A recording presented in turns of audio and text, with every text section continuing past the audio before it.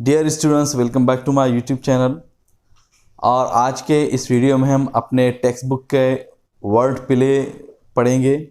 आज का जो वर्ड प्ले है उसके अंदर बहुत सारे अलग अलग गेम्स के ज़रिए हमको नए नए और मुख्तलिफ़ अल्फाज सीखने के बारे में बताया कि कैसे हम मुख्तलिफ़ खेल खेल कर नए नए अलग अलग और जदीद अल्फाजों को सीख सकते हैं।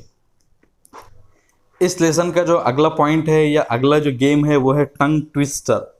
टंग ट्विस्टर किसे कहते हैं? Tongue twister is a sequence of words और sound typically of an alternative kind that are difficult to pronounce quickly and correctly.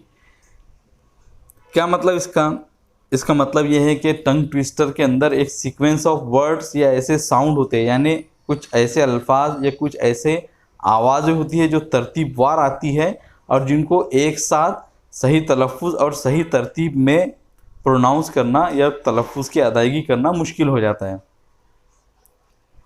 जैसे हमारे उर्दू या हिंदी के अंदर बहुत मशहूर जो टंग ट्विस्टर है वो है कच्चा पापड़ पक्का पापड़, जिसको हम अगर तेज़ी के साथ बोलने की कोशिश करें तो बहुत मुश्किल से बोल पाते। बहुत कम ही लोग हैं जो इस दो वर्ड को या दो अल्फाजों को सही सीक्वेंस में सही तलफ़ुज़ के साथ सही स्पीड में बोल पाते हैं, तो इसी को हम टंग ट्विस्टर कहते हैं। तो इंग्लिश ज़बान के अंदर भी इस तरह के बहुत सारे टंग ट्विस्टर्स है, आप उसको इंटरनेट पे सर्च कर सकते हैं, बहुत सारे आपको मिल जाएंगे। टंग ट्विस्टर का भी मकसद यही है कि आपको टंग ट्विस्टर जो है तो एक इंटरटेनिंग होते हैं, आप उसके अंदर नए नए अल्फाजों को सीख सकते हैं। यहाँ पे कुछ एग्ज़ाम्पल हमको दिए गए हैं। वो है पहला जो एग्ज़ाम्पल वो है Peter Piper picked a pack of pickled paper. कि पीटर पाइपर ने उठाया एक पिकल्ड पेपर का यानी अचार बनाई हुई मिर्ची का पैक। तो ये इसका लफ्ज़ी तर्जुमा हुआ। टंग ट्विस्टर के अंदर हमको तर्जुमे से बहुत ज़्यादा मतलब नहीं होता है, बल्कि हमको नए अल्फाज और उसके प्रोनाउंसिएशन से ज़्यादा मतलब होता है। तो आपको यहाँ पे बस देखना है कि अल्फाज क्या है और आप उसको सही से प्रोनाउंस कर पा रहे हैं या नहीं।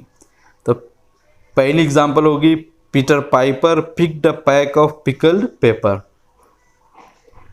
उसके बाद जो दूसरी एग्जांपल है टंग ट्विस्टर की वो है साइना लीड्स सयाली नीड्स।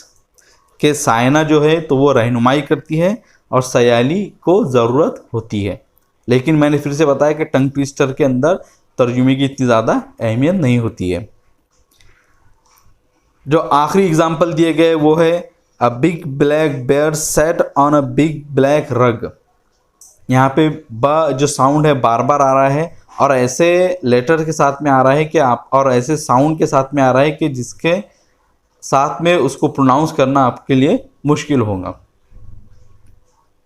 अब यहाँ पे आपको एक्टिविटी दी जा रही है कि use the internet and find out minimum 5 tongue twister and present it in the class. के आपको इंटरनेट पे सर्च करना है और 5 टंग ट्विस्टर ढूंढना है और आपको उसको अपनी क्लास में प्रेजेंट करना है। अब जो नया गेम है या जो नया एक्टिविटी है वो आपकी अमली सरगर्मी है, आपको खुद से करना है। भाई इसमें आपको हिदायत दी जा रही है, वो है listen to or read something in English till you come across a word that is new to you. क्या आपको इंग्लिश की कोई भी चीज़ देखना है या सुनना है और उस वक्त तक सुनते रहना है जब तक कि आपको कोई नया लफ्ज़ ना मिल जाए। It could be even the first letter that you read or hear. हो सकता है कि वो पहला ही लफ्ज़ हो जो आपने उसको पहली बार सुना हो। You may find a new word anywhere. आप नए अल्फाज को हर जगह ढूंढ सकते हैं। आप कुछ भी पढ़ना शुरू करेंगे, सुनना शुरू करेंगे, देखना शुरू करेंगे इंग्लिश में, तो आपको एक ना एक नया वर्ड देखने को सुनने को मिल ही जाएगा। In your text book, in a news paper, on a board, on a hoarding, on TV और रेडियो एट्सेट्रा। हो सकता है वो आपकी टेक्स्ट बुक में ही हो सकता है वो अखबार में हो सकता है टीवी पर, रेडियो पे, किसी दुकान के बोर्ड पर, किसी एडवर्टाइजमेंट के बोर्ड पर, कहीं पे भी आपको नया वर्ड मिल सकता है। अब आपको नया जो वर्ड मिल रहे हैं तो उनको आपको क्या करना है? तो एक लंबा प्रोसेस है, लेकिन उसको किस तरह आपको तरतीबवार बाकायदा तरीके से करना है तो वो आपको बताया जा रहा है। Write down the new word on a card. जो भी नया वर्ड आपको आप जो सीखेंगे तो उसको आपको एक कार्ड पर लिखना है। एक छोटा सा कार्ड बना लीजिए, उसके ऊपर उसको लिख लीजिए। आपको थोड़ा उसको सही तरीके से बनाना है कि उस वर्ड को लिखना है, उसके बाद में उसका प्रोनाउंसिएशन लिखना है, उसके बाद में उसके आपको मीनिंग लिखना है। Look it up in a dictionary and learn it. उस लफ्ज़ को आपको डिक्शनरी में तलाश करना है और उसको आपको सीखना है। You may talk about it to your teacher, friends and elders. उस लफ्ज़ के बारे में आप बात कर सकते हैं अपने टीचर से, अपने दोस्तों से, अपने बड़ों से। Try to use it in a sentence of your own. अब उस लफ्ज़ को अपने खुद के जुमलों में इस्तेमाल करने की कोशिश कीजिए। Put all the words that you have collected so far in alphabetical order. अब आपने अभी तक जितने भी अल्फाज इस तरह के कलेक्ट करे हैं, जमा किए हैं, तो उनको आपको अल्फ़ाबेटिकल ऑर्डर में रखना है। यानी ए से शुरू हो रहा है तो उसको ए में रखना है, बी से शुरू हो रहा है तो उसको फिर बी में, और उसके बाद जो इस तरह सीक्वेंस में आपको तरतीबवार रखना है। Make sure that your word card are always arrange in alphabetical order. आपको इस बात का बहुत ध्यान रखना है कि आपके जो कार्ड्स है तो वो हमेशा अल्फ़ाबेटिकल ऑर्डर में ही अरेंज हो, उनको जमाया गया हो। When you add a new word card to your collection, insert it at its proper place in alphabetical order। और जब भी आप कोई नया वर्ड या का कार्ड ऐड करेंगे अपने कलेक्शन में, यानी अपने आपके पास जितने कार्ड जमा हो चुके हैं तो उसके अंदर आप जब भी कोई नया वर्ड ऐड करेंगे तो उसको आपको बहुत ध्यान से उसके सही जगह पर, यानी अल्फ़ाबेटिकल ऑर्डर में जहाँ पे आ रहा है तो वहाँ पे आपको रखना है। ये क्यों करने लगाया जा रहा है यहाँ पे? इसलिए कि आप जिस चीज़ के अंदर भी जितनी ज़्यादा मेहनत करेंगे, कोशिश करेंगे, तो वो चीज़ आपको उतनी ज़्यादा याद रहेंगी। तो इसलिए एक नया वर्ड सीखने के लिए आप जितनी कोशिश और मेहनत करेंगे तो वो लफ्ज़ आपको उतनी ज़्यादा देर तक के अच्छे तरीके से याद रहेगा। अब बी जो बताया जा रहा है कि क्वेश्चन अ डे। फ्रेम और choose a simple question on your own. क्या आपको अपने खुद से ही एक नया क्वेश्चन, एक नया सवाल तरतीब देना है। You should also know the appropriate answer to it. और उसका जवाब आपको पहले ही से ही मालूम होना चाहिए। यानी ऐसा नहीं कि आपको कुछ बहुत अजीब सा सवाल ढूंढ के लाना है, बल्कि आपको वही एक सिंपल सा कोई क्वेश्चन बनाना है। Practice using the question and answer with your friend. अब आपको उसका सवाल और जवाब की जो प्रैक्टिस है अपने दोस्त के साथ में करना है। You must use a new question every day. और हर दिन आपको एक नया क्वेश्चन, एक नए सवाल की कोशिश या प्रैक्टिस मश्क करना है।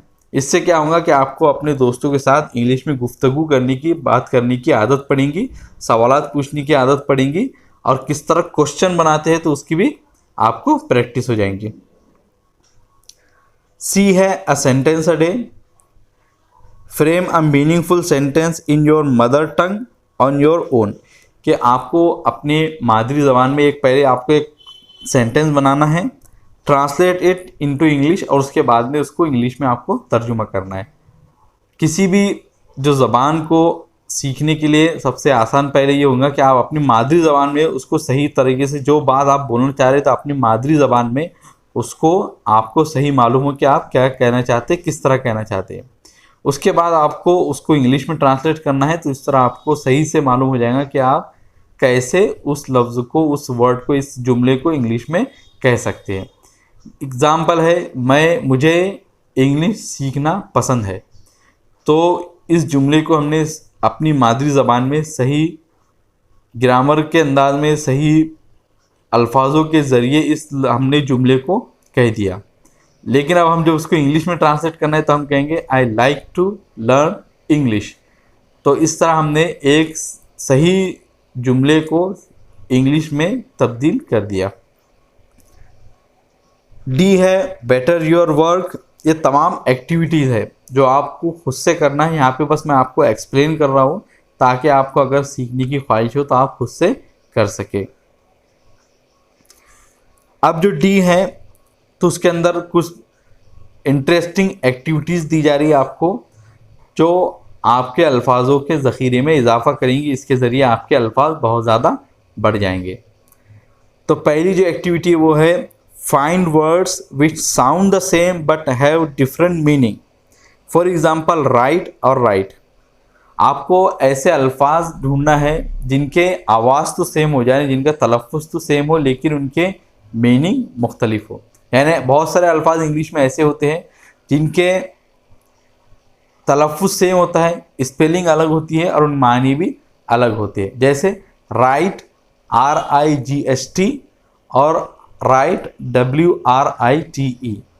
राइट के माने होते हैं सीधा या हक, और राइट WRITE के माने होते हैं लिखना। दोनों का तलफ़ुज़ सेम है लेकिन स्पेलिंग अलग है और मानी भी अलग अलग है। तो इस तरह आपको बहुत सारे आप दूसरे वर्ड भी ढूंढ सकते हैं। जैसे वन और वन, ONE वन होता है, WON भी वन होता है, लेकिन जो पहला वन है ONE उसके माने होते हैं एक, और WON उसके माने होते हैं जीता। और भी बहुत सारे एग्जाम्पल्स है, जैसे होल और होल, WHOLE होल माने होता है मुकम्मल तमाम, और HOLE होल माने होता है सुराख या गड्ढा। तो दोनों होल के तलफ़ुज़ बिल्कुल एक है, स्पेलिंग लेकिन अलग है, मानी भी अलग है। अब जो अगली एक्टिविटी है वो है find words which have the same spelling but different pronunciation.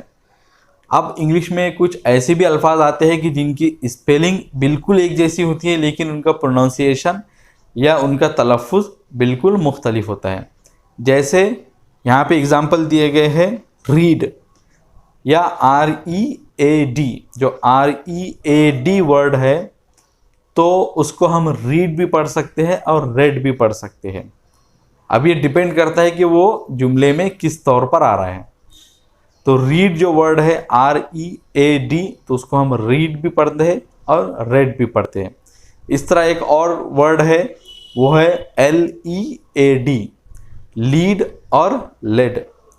Lead जो वर्ड है उसके माने होते हैं रहनुमाई करना, और लेड कहते हैं शीशे को, एक तरह की धातु होती है ले, शीशा या लेड। दोनों वर्ड का जो स्पेलिंग है वो बिल्कुल एक है LEAD, लेकिन उनका प्रोनाउंसिएशन बिल्कुल अलग अलग है। पहले का होता है लीड यानी रहनुमाई करना, और लेड के माने होते हैं शीशा, एक तरह की धात। और आखिरी में जो एक्टिविटी है वो है find words which look the same, sound the same but have a different meaning. कुछ अल्फाज ऐसे भी आते हैं जिनकी स्पेलिंग भी सेम होती है, प्रोनाउंसिएशन भी सेम होता है, लेकिन उनके मानी मुख्तलिफ होते हैं। यानी किस कॉन्टेक्स्ट में आ रहा है, किस सियाक में आ रहा है, कहाँ पे उसका इस्तेमाल किया जा रहा है, तो उसके हिसाब से उसके मानी बदल जाते हैं। जैसे यहाँ पे एग्जांपल दी गई light, light which means not heavy and also the sun's light, lamps light. LIGHT जो वर्ड है लाइट, उसके माने होते हैं कि हल्का, और उसके माने रोशनी। दोनों माने में इस्तेमाल होता है, दोनों माने में इस्तेमाल होते वक्त उसकी स्पेलिंग भी सेम रहती है, तलफ़ुज़ भी सेम होता है। तो इस तरह इंग्लिश में बहुत सारे अल्फाज आते हैं जो एक ही लफ्ज़ को मुख्तलिफ माने में इस्तेमाल किया जा सकता है।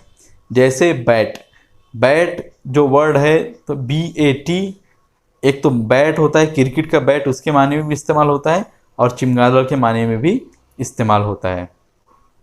एड्रेस, एड्रेस जो वर्ड है तो वो भी उसी तरह है कि एड्रेस कहते हैं किसी के पते को, और किसी को मुखातब करने को भी एड्रेस कहते हैं।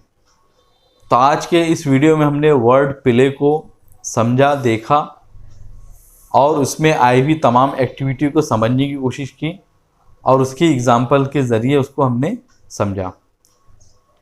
मुझे उम्मीद है कि आपने इस वर्ड प्ले से कुछ समझा होगा, और इसमें तमाम आई हुई एक्टिविटीज़ को आप करने की खुद से कोशिश करेंगे।